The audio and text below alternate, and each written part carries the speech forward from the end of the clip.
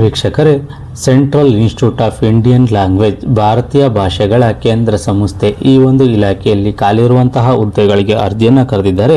ಎಷ್ಟು ಹುದ್ದೆಗಳಿಗೆ ಅರ್ಜಿಯನ್ನು ಕರೆದಿದ್ದಾರೆ, ಎಜುಕೇಷನ್ ಏನಾಗಿರಬೇಕು, ಸ್ಯಾಲ್ರಿ ಏನಿರುತ್ತೆ, ವಯೋಮಿತಿ ಏನು ಮತ್ತು ಅಪ್ಲೈ ಮಾಡೋದು ಹೇಗೆ, ಸಂಪೂರ್ಣ ಮಾಹಿತಿಯನ್ನು ನಾನು ನಿಮಗೆ ತಿಳಿಸ್ಕೊಡ್ತೀನಿ. ವಿಡಿಯೋ ಸ್ಕಿಪ್ ಮಾಡ್ದಂಗೆ ಪೂರ್ತಿ ವಿಡಿಯೋವನ್ನು ನೋಡಿ. ವೀಕ್ಷಕರೇ, central institute of Indian language ಭಾರತೀಯ ಭಾಷೆಗಳ ಕೇಂದ್ರ ಸಂಸ್ಥೆಯಲ್ಲಿ ಖಾಲಿರುವಂತಹ ಹುದ್ದೆಗಳಿಗೆ ಅರ್ಜಿಯನ್ನು ಕರೆದಿದ್ದಾರೆ. ಒಟ್ಟು 23 ಹುದ್ದೆಗಳಿಗೆ ಅರ್ಜಿಯನ್ನು ಕರೆದಿದ್ದಾರೆ. ಈ ಒಂದು ಹುದ್ದೆಗೆ ಒಂದು ಜಾಬ್ ಲೊಕೇಶನ್ ಎಲ್ಲಿ ಅಂತ ನಾವು ನೋಡೋದಾದರೆ ಮೈಸೂರು ವಿಭಾಗದಲ್ಲಿ ಈ ಹುದ್ದೆಗೆ ಯಾರು ಆಯ್ಕೆ ಆಗ್ತಾರೆ ಅವ್ರನ್ನ ನಿಯೋಜನೆಯನ್ನು ಮಾಡ್ತಾರೆ. ಮತ್ತು ಈ ಹುದ್ದೆಗಳು ಯಾವ್ಯಾವ ಖಾಲಿ ಇದ್ದಾವೆ ಅಂತೇಳಿ ನಾವು ನೋಡೋದಾದರೆ ಸೀನಿಯರ್ ರಿಸೋರ್ಸ್ ಪರ್ಸನ್ ಒಂದು ವಿಭಾಗದಲ್ಲಿ 1 ಹುದ್ದೆಗಳು ಖಾಲಿ ಇದ್ದಾವೆ. ಜೂನಿಯರ್ ರಿಸೋರ್ಸ್ ಪರ್ಸನ್ ವಿಭಾಗದಲ್ಲಿ 3 ಹುದ್ದೆಗಳು ಖಾಲಿ ಇದ್ದಾವೆ. ವಿಡಿಯೋ ಎಡಿಟರ್ ವಿಭಾಗದಲ್ಲಿ 1 ಹುದ್ದೆಗಳು ಮತ್ತು ಆರ್ಟಿಸ್ಟ್ ವಿಭಾಗದಲ್ಲಿ 1 ಹುದ್ದೆಗಳು ಮತ್ತು ವೆಬ್ ಡಿಸೈನರ್ ಅಡ್ಮಿನಿಸ್ಟ್ರೇಟಿವ್ ವಿಭಾಗದಲ್ಲಿ 2 ಹುದ್ದೆಗಳು ಖಾಲಿ ಇದ್ದಾವೆ ಅಂತೇಳಿ ಒಂದು ಮಾಹಿತಿಯನ್ನು ಇವರು ನೀಡಿದ್ದಾರೆ. ಅದೇ ರೀತಿ ವಿಡಿಯೋಗ್ರಾಫರ್ ಈ ಒಂದು ವಿಭಾಗದಲ್ಲಿ 1 ಹುದ್ದೆಗಳು, ಅದೇ ರೀತಿ ಚೀಫ್ ರಿಸರ್ಚ್ ಪರ್ಸನ್ ವಿಭಾಗದಲ್ಲಿ 2 ಹುದ್ದೆಗಳು, ಸೀನಿಯರ್ ರಿಸರ್ಚ್ ಪರ್ಸನ್ 1 ವಿಭಾಗದಲ್ಲಿ 2 ಹುದ್ದೆಗಳು, ಸೀನಿಯರ್ ರಿಸರ್ಚ್ ಪರ್ಸನ್ 2 ವಿಭಾಗದಲ್ಲಿ 2 ಹುದ್ದೆಗಳು ಖಾಲಿ ಇದ್ದಾವೆ ಅಂತೇಳಿ ಒಂದು ಮಾಹಿತಿಯನ್ನು ಇವರು ನೀಡಿದ್ದಾರೆ. ಅದೇ ರೀತಿ ಜೂನಿಯರ್ ರಿಸೋರ್ಸ್ ಪರ್ಸನ್ 1 ವಿಭಾಗದಲ್ಲಿ 2 ಹುದ್ದೆಗಳು, ಜೂನಿಯರ್ ರಿಸೋರ್ಸ್ ಪರ್ಸನ್ 2 ವಿಭಾಗದಲ್ಲಿ 3 ಹುದ್ದೆಗಳು ಖಾಲಿ ಇದ್ದಾವೆ ಅಂತೇಳಿ ಒಂದು ಮಾಹಿತಿಯನ್ನು ಇವರು ನೀಡಿದ್ದಾರೆ. ಅದೇ ರೀತಿ ಜೂನಿಯರ್ ರಿಸೋರ್ಸ್ ಪರ್ಸನ್ 2 ಟೆಕ್ನಿಕಲ್ ವಿಭಾಗದಲ್ಲಿ 2 ಹುದ್ದೆಗಳು ಖಾಲಿ ಇದ್ದಾವೆ. ಆಫೀಸ್ ಅಸಿಸ್ಟೆಂಟ್ ವಿಭಾಗದಲ್ಲೂ ಸಹ ಹುದ್ದೆಗಳು ಖಾಲಿ ಇದ್ದಾವೆ ಅಂತೇಳಿ ಒಂದು ಮಾಹಿತಿಯನ್ನು ಇವರು ನೀಡಿದ್ದಾರೆ. ಈ ಹುದ್ದೆಗಳಿಗೆ ಸಂಬಂಧಪಟ್ಟಂತೆ ಎಜುಕೇಷನ್ ಏನಾಗಿರಬೇಕು, ಎಜುಕೇಷನ್ ಏನು ಮಾಡಿರಬೇಕು ಅಪ್ಲೈ ಮಾಡಲಿಕ್ಕೆ ಅಂತೇಳಿ ನಾವು ವಿವರವಾಗಿ ನಾವು ನೋಡೋದಾದರೆ ಸೀನಿಯರ್ ರಿಸರ್ಚ್ ಪರ್ಸನ್ ಈ ಒಂದು ಹುದ್ದೆಗೆ ಆಯ್ಕೆ ಆಗಬೇಕು ಅಂದರೆ MPhil PhD ಎಜುಕೇಷನನ್ನು ಮಾಡಿರಬೇಕಾಗಿರುತ್ತದೆ. ಅದೇ ರೀತಿ ಜೂನಿಯರ್ ರಿಸರ್ಚ್ ಪರ್ಸನ್ ಈ ಒಂದು ಹುದ್ದೆಗೆ ಎಜುಕೇಷನ್ ಏನಿರಬೇಕು ಅಂತ ನಾವು ನೋಡಿದ್ರೆ ಮಾಸ್ಟರ್ ಡಿಗ್ರಿಯನ್ನು ಮಾಡಿರಬೇಕಾಗುತ್ತದೆ, ಪದವಿಯನ್ನು ಹೊಂದಿರಬೇಕಾಗುತ್ತದೆ. ವಿಡಿಯೋ ಎಡಿಟರ್ ವಿಭಾಗದಲ್ಲಿ ಡಿಪ್ಲೊಮೊ ಡಿಗ್ರಿ ಎಜುಕೇಷನನ್ನು ನೀವು ಮಾಡಿರಬೇಕಾಗಿರುತ್ತದೆ. ಅದೇ ರೀತಿ ಆರ್ಟಿಸ್ಟ್ ವಿಭಾಗದಲ್ಲಿ ಡಿಗ್ರಿ ಪಾಸ್ ಆಗಿರೋರು, ಪದವಿ ಪಾಸ್ ಆಗಿರೋರು ಈ ಹುದ್ದೆಗೆ ಅರ್ಜಿಯನ್ನು ಸಲ್ಲಿಸಬಹುದಾಗಿರುತ್ತದೆ.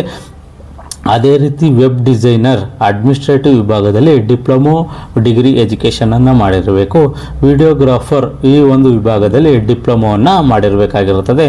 ಚೀಫ್ ರಿಸರ್ಚ್ ಪರ್ಸನ್ ಈ ಒಂದು ವಿಭಾಗಕ್ಕೆ BE BTech ME ಅಥವಾ MTech MSc PhD ಎಜುಕೇಷನನ್ನು ನೀವು ಮಾಡಿರಬೇಕಾಗಿರುತ್ತದೆ.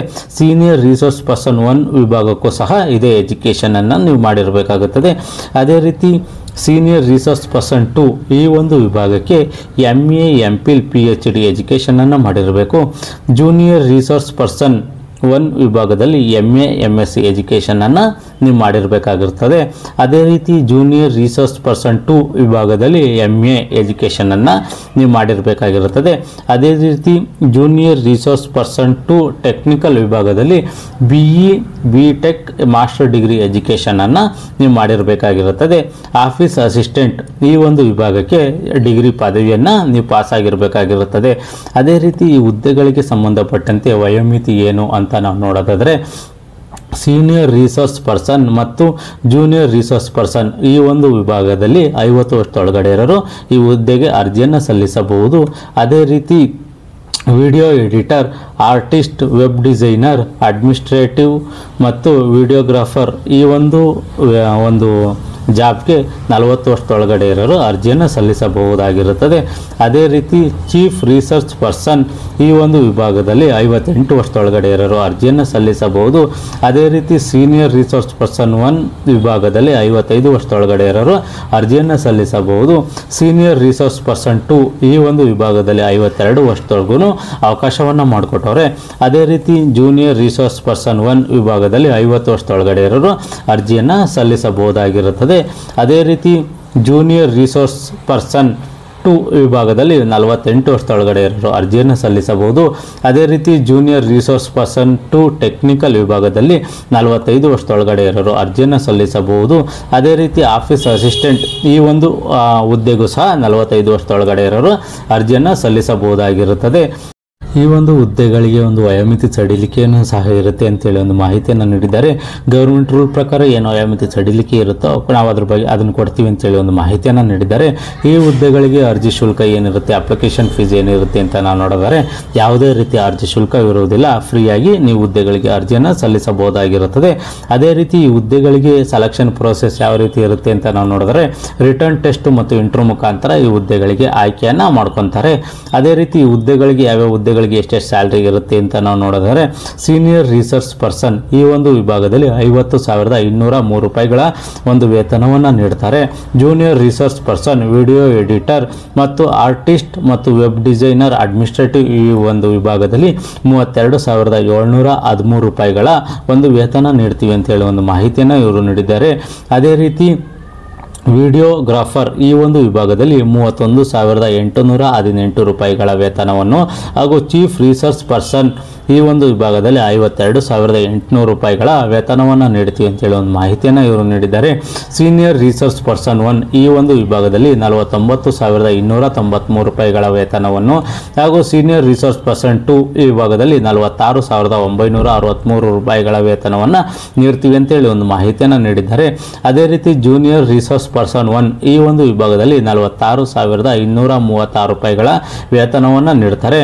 ಅದೇ ರೀತಿ ಜೂನಿಯರ್ ರಿಸರ್ಚ್ ಪರ್ಸನ್ 2 ವಿಭಾಗದಲ್ಲಿ ಮತ್ತು ಜೂನಿಯರ್ ರಿಸೋರ್ಸ್ ಪರ್ಸನ್ 2 ಟೆಕ್ನಿಕಲ್ ವಿಭಾಗದಲ್ಲೂ ಸಹ 42,931 ರೂಪಾಯಿಗಳ ವೇತನವನ್ನು ಇವರು ನೀಡ್ತಾರೆ.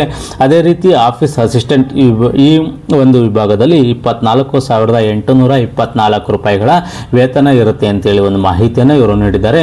ಈ ಹುದ್ದೆಗಳಿಗೆ ಅರ್ಜಿ ಸಲ್ಲಿಸಲಿಕ್ಕೆ ಆರಂಭಿಕ ದಿನಾಂಕ ಯಾವುದು, ಕೊನೆಯ ದಿನಾಂಕ ಯಾವುದು ಅಂತ ನಾವು ನೋಡಿದರೆ 1/4/2025 ಆರಂಭಿಕ ದಿನಾಂಕವಾಗಿರುತ್ತದೆ. ಕೊನೆಯ ದಿನಾಂಕ 21 ಏಪ್ರಿಲ್ 2025 ಕೊನೆಯ ದಿನಾಂಕವಾಗಿರುತ್ತದೆ. ಈ ಒಂದು ಹುದ್ದೆಗಳಿಗೆ ಸಂಬಂಧಪಟ್ಟಂತೆ ನಿಮಗೆ ಹೆಚ್ಚಿನ ಮಾಹಿತಿ ಬೇಕು ಅಂತಂದರೆ ಅಧಿಕೃತ ವೆಬ್ಸೈಟ್ ಆದ CIIL.org ಈ ಒಂದು ವೆಬ್ಸೈಟ್ಗೆ ಹೋಗಿ ನೀವು ಹೆಚ್ಚಿನ ಮಾಹಿತಿಯನ್ನು ನೀವು ಪಡ್ಕೋಬಹುದಾಗಿರುತ್ತದೆ. ಯಾರೆಲ್ಲ ಈ ಹುದ್ದೆಗಳಿಗೆ ಅರ್ಜಿಯನ್ನು ಸಲ್ಲಿಸಬೇಕು ಅಂದ್ಕೊಂಡಿದ್ದೀರಾ ಅಧಿಕೃತ ನೋಟಿಫಿಕೇಶನ್ ಅನ್ನು ಸಂಪೂರ್ಣವಾಗಿ ಓದಿ ನಿಮಗೆ ಸೂಕ್ತ ಅನಿಸಿದ್ರೆ ಮಾತ್ರ ಈ ಹುದ್ದೆಗಳಿಗೆ ಅರ್ಜಿಯನ್ನು ಸಲ್ಲಿಸಿ. ಈ ಒಂದು ಮಾಹಿತಿ ನಿಮಗೆ ಇಷ್ಟವಾದರೆ ಸಬ್ಸ್ಕ್ರೈಬ್ ಮಾಡಿ, ಶೇರ್ ಮಾಡಿ, ಲೈಕ್ ಮಾಡಿ.